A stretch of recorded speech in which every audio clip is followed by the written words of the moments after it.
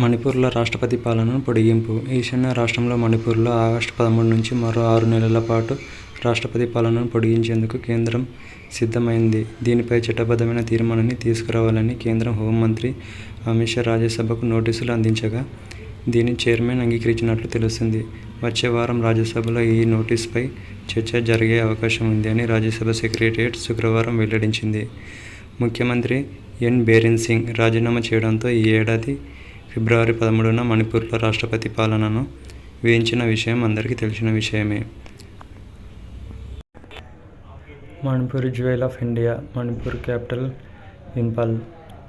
మణిపూర్ ఒక క్యాపిటల్. ఇంపాల్ వచ్చేసి మనకు ఇంకా మణిపూర్లో ఉన్న ఒక ట్రైబల్స్ నాగా, మేటై, కుకీ. మన దేశంలో ఎక్కువసార్లు రాష్ట్రపతి పాలన విధించిన రాష్ట్రం ఏదో మనకైతే కింద కామెంట్ అయితే చేయండి ఫ్రెండ్స్. Thank you. మన ఛానల్ అయితే సబ్స్క్రైబ్ చేసుకోండి, లైక్ కొట్టండి.